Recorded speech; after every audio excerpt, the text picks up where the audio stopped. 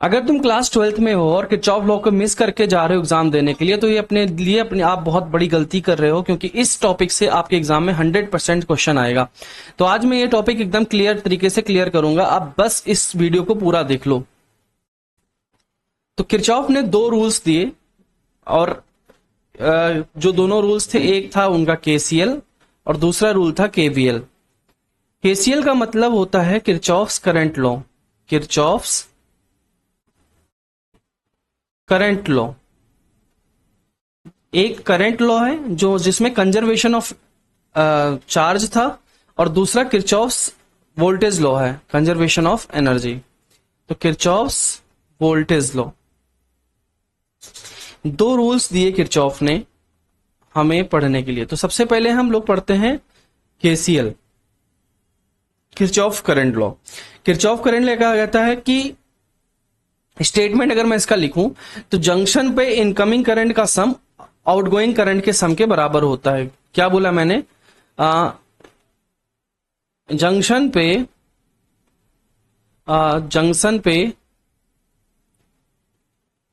पर incoming current बराबर कितना होता है? Outgoing current.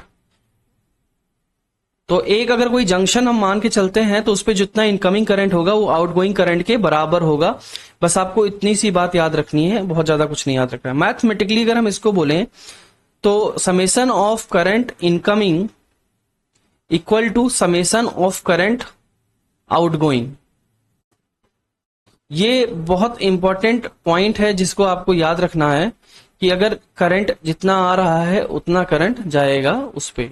तो इतना पॉइंट आप याद कर लो। या फिर इसको हम ऐसे भी बोल सकते हैं कि समेशन आई बराबर कितना होता है? 0। और जो समेशन आई है वो क्या है कि जितना करंट आ रहा है प्लस जितना करंट जा रहा है, दोनों का सम, पूरा समेशन, ये भी 0 के बराबर होना चाहिए। क्लियर है? तो ये जो लॉ है, ये किरचॉफ का जो फर्स्ट लॉ है, इसी को क्या बोलते हैं? किरचॉफ का कंजर्वेशन ऑफ इलेक्ट्रिक चार्ज। इसको बोलते हैं कंजर्वेशन ऑफ इलेक्ट्रिक चार्ज। तो बच्चों, कंजर्वेशन ऑफ इलेक्ट्रिक चार्ज कहलाता है ये रूल। ओके, क्लियर है? तो अगर मैं एग्जांपल आपको देता हूं इस रूल का, लेट्स से कि एक एग्जांपल हम लोग देते हैं। एक वायर है, ऐसे जुड़ा हुआ है 3 जगह से। सपोज करते हैं कि यहां से करंट आ रहा था 4 एम्पियर का, यहां पे करंट आ रहा था 3 एम्पियर का, और यहां से करंट जा रहा था आई एम्पियर का, और आई की वैल्यू निकालनी है। तो सबसे पहले इनकमिंग करंट बराबर आउटगोइंग करंट के बराबर होता है। तो इनकमिंग ये है और आउटगोइंग ये है। तो इनकमिंग टोटल करंट कितना हो जाएगा? इनकमिंग करंट हो जाएगा 4 + 3 and that is equal to I. So और आपका आउटगोइंग करंट जो हो जाएगा वो हो जाएगा 7 एम्पियर। तो यहां से ये हमारा आंसर आ गया। ये हमारा था केसीएल। केसीएल हमारा खत्म हो गया। नाउ अब हम मूव करते हैं केवीएल की तरफ, किरचॉफ्स वोल्टेज लॉ की तरफ। अब किरचॉफ वोल्टेज लॉ क्या कहता है कि किसी भी क्लोज्ड लूप में अगर आप कोई क्लोज्ड लूप लेते हो तो टोटल वोल्टेज गेन और वोल्टेज ड्रॉप का सम 0 होता है। Sum of total voltage gain and voltage drop 0 होता है। ठीक है, इतना आपको अगर बात समझ में आ गई है तो बहुत अच्छी बात है। तो delta V is equal to 0। किसी भी क्लोज्ड लूप में टोटल जो वोल्टेज गेन या वोल्टेज ड्रॉप होता है वो 0 होता है। तो ये जो रूल होता है ये एनर्जी कंजर्वेशन पे डिपेंड करता है, बेस्ड ऑन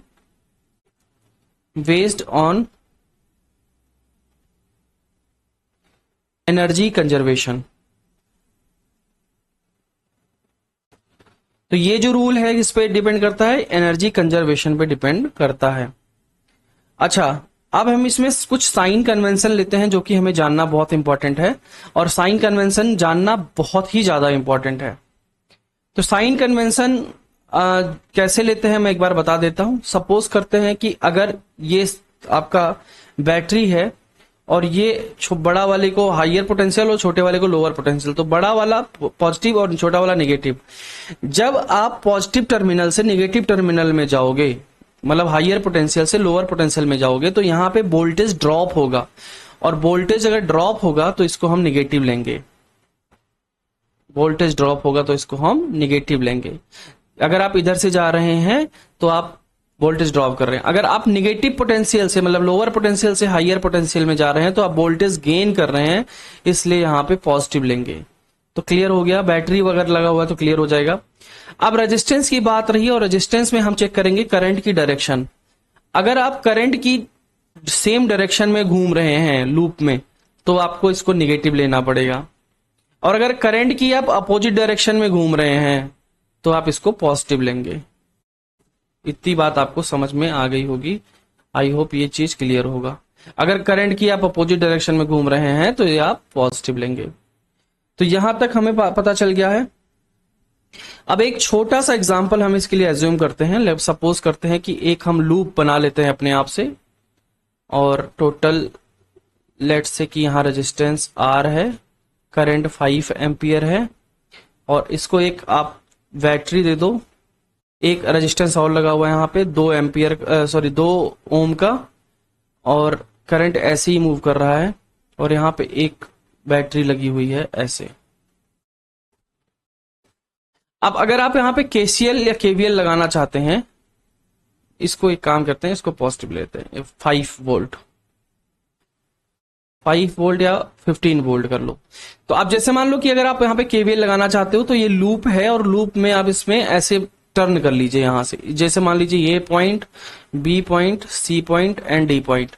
आप लूप कंसीडर कर रहा हूं मैं A, B, C, D और A। आप एक काम करो, घूमते हो ऐसे, तो अगर आप इस डायरेक्शन, और अब इसमें है क्या, R की वैल्यू निकालनी है लेट से। अब आप इसमें ऐसे घूमते हो लूप में, तो सबसे पहले इसके लिए हमें वोल्टेज लिखना पड़ेगा। वोल्टेज आपको पता है कि V बराबर IR होता है। अब वोल्टेज देखो, आप जिस तरीके से घूम रहे हो करंट उसकी अपोजिट डायरेक्शन में, इसलिए हमको पॉजिटिव लेना पड़ेगा, 5 × R लेना पड़ेगा। यहां तक की बात क्लियर है। करंट यहां पे भी 5 एम्पियर है, करंट यहां पे भी 5 एम्पियर है, और आप यहां पे भी अपोजिट डायरेक्शन में घूम रहे हैं, तो यहां पे आपको, ये आपका हायर पोटेंशियल है, ये आपका लोअर पोटेंशियल, ये नेगेटिव है और ये पॉजिटिव है। तो यहां पे भी करंट आपको क्या लेना पड़ेगा, 5 × 2 लेना पड़ेगा, दैट इज V बराबर I × R। करंट I 5 है और R तो 2 है। उसके बाद फिर आप यहां देखो, हायर पोटेंशियल से लोअर पोटेंशियल जा रहे हो, तो नेगेटिव लगाना पड़ेगा, एंड ये दिया हुआ है 15 वोल्ट, और इसकी वैल्यू टोटल हो जाएगी 0। यहां तक की बात क्लियर है। तो अब यहां से हम देखते हैं 5R, ये हमें निकालना था, बराबर हम कर सकते हैं कि 15 इधर आया प्लस में हो गया, और -10 आएगा, 5 2 10 हो जाएगा। तो यहां से 5R बराबर टोटल आ गया 5, और R बराबर आ गया 1 ओम। तो यहां से R की वैल्यू हमें 1 ओम पता चल गई। एक छोटा सा एग्जांपल था KVL पे। तो KCL और KVL की बेसिक अंडरस्टैंडिंग आई होप आपको पता चल गई होगी। अब हम आगे की वीडियो में अगर आप बोलोगे तो हम इसके ऊपर क्वेश्चंस कर लेंगे। Okay, thank you.